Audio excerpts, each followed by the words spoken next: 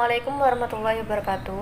Kami dari kelompok 2, mata kuliah Psikologi Dakwah akan mempresentasikan dengan judul Sejarah Perkembangan Psikologi Dakwah.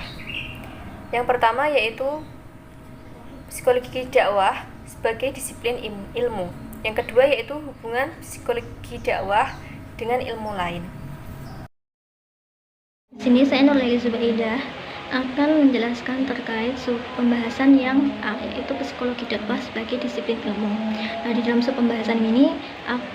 pembahasan ini akan terdapat 2 poin, yaitu yang pertama kedudukan psikologi dakwah dalam ilmu psikologi, dan yang kedua yaitu beberapa dasar ilmu yang menjelaskan psikologi dakwah sebagai disiplin ilmu.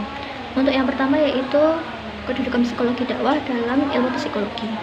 Kegiatan dakwah merupakan salah satu bentuk interaksi sosial, yang mana interaksi sosial ini juga merupakan interaksi dakwah. Adapun definisi psikologi dakwah itu tidak terlepas dari adanya perkembangan ilmu psikologi dan ilmu dakwah itu sendiri, sehingga pada akhirnya akan melahirkan suatu definisi psikologi dakwah, yaitu ilmu yang berusaha menguraikan, meramalkan, serta mengendalikan perilaku manusia yang terkait dalam proses dakwah. Selanjutnya, untuk poin yang kedua yaitu beberapa dasar ilmu yang menjelaskan bahwa psikologi dakwah sebagai disiplin ilmu. Di sini ada 3 dasar ilmu, yaitu yang pertama landasan ontologi, yang kedua yaitu epistemologi, dan yang terakhir yaitu aksiologi. Untuk yang landasan ontologi, setiap disiplin ilmu itu bisa dilihat dari 2 hal, yaitu objek formal dan objek material. Begitu juga dengan psikologi dakwah. Objek material psikologi dakwah yaitu tingkah laku manusia, sedangkan untuk objek formalnya yaitu segala gejala hidup kejiwaan manusia yang terlibat dalam proses dakwah. Psikologi dakwah berusaha mengarahkan perhatiannya terhadap tingkah laku manusia dan mencoba menyimpulkan proses kesadaran yang menyebabkan terjadinya perilaku tersebut dalam kaitannya dengan kegiatan dakwah, baik manusia itu dalam lingkungan berkelompok maupun dalam lingkungan individu. Jadi itu landasan epistemologi. Nah, di dalam landasan epistemologi ini akan dibahas secara rinci seluruh proses yang terlibat dalam usaha untuk memperoleh ilmu pengetahuan. Ilmu merupakan pengetahuan yang diperoleh melalui suatu proses yang disebut dengan kode keilmuan. Berdasarkan kode keilmuan, psikologi dakwah tersusun dari beberapa prosedur, yaitu observasi, pengukuran, penjelasan, dan verifikasi. Adapun untuk metode yang diterapkan yaitu metode induksi dan deduksi. Ya, di sini saya Muhammad Ziaul Hakal Farihi akan menyampaikan materi tentang landasan aksiologi dari psikologi dakwah. Nah, setiap ilmu pengetahuan itu pasti memiliki yang namanya fungsi. Nah, begitu juga dengan psikologi dakwah ini. Nah, di sini psikologi dakwah ini memiliki beberapa fungsi. Di sini saya mencantumkan 2. Yang pertama itu dengan mengkaji semua proses kejiwaan manusia dan juga segala aktivitasnya, maka menjadikan psikologi dakwah ini sebagai modal untuk melakukan atau mengadakan deskriptif. Nah, deskriptif itu adalah penelitian yang tujuannya menyajikan gambaran lengkap atau gambaran jelas dari mad'u atau objek dakwah.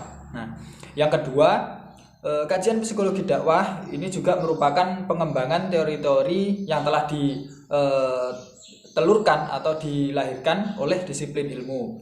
Nah, maka kajian psikologi ini, kajian psikologi dakwah ini difungsikan sebagai acuan atau dasar di mana metode-metode dakwah ini diterapkan.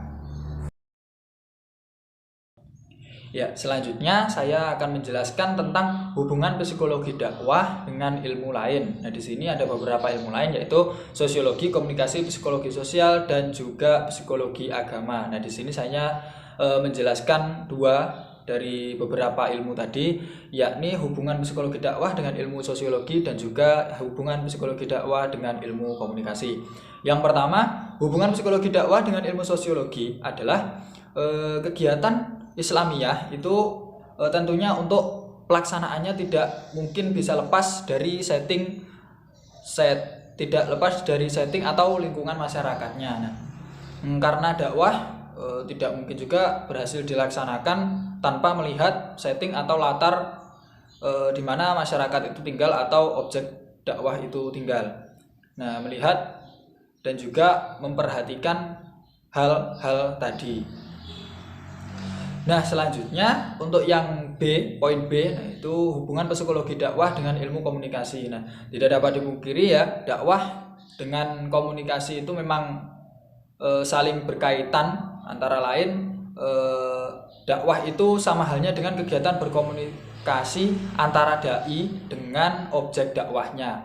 Nah, hal ini tentunya menjadikan semua hukum atau semua aturan dalam ilmu komunikasi itu menjadi berlaku pada kegiatan dakwah ini. Nah, cara kerja antara psikologi dakwah dengan psikologi komunikasi ini pun sama, dikarenakan manusia pelaku dakwah dan juga komunikasi adalah manusia yang berperasaan, berpikir, dan juga berkeinginan. Poin C yaitu hubungan psikologi dakwah dengan ilmu psikologi sosial. Psikologi sosial adalah cabang ilmu dari psikologi. Apabila dalam psikologi yang dipelajari adalah tingkah laku manusia, maka psikologi sosial berfokus pada gejala sosial atau perilaku manusia dalam lingkungan sosiokulturalnya.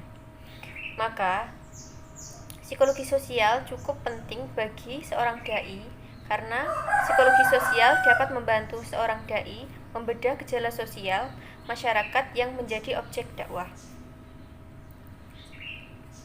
Yang kedua yaitu hubungan psikologi dakwah dengan ilmu psikologi agama. Psikologi agama adalah ilmu yang meneliti tentang sejauh mana pengaruh agama atau kepercayaan terhadap sikap dan tingkah laku atau mekanisme yang bekerja dalam diri seseorang. Apabila psikologi dakwah berusaha untuk mengungkap apa yang melatar belakangi sikap dan tingkah laku manusia, maka sebaliknya psikologi agama mencari tahu seberapa besar keyakinan agama seseorang dapat mempengaruhi tingkah laku dakwah yang dilakukannya. Sekian dari materi kami, kurang lebihnya wassalamualaikum warahmatullahi wabarakatuh.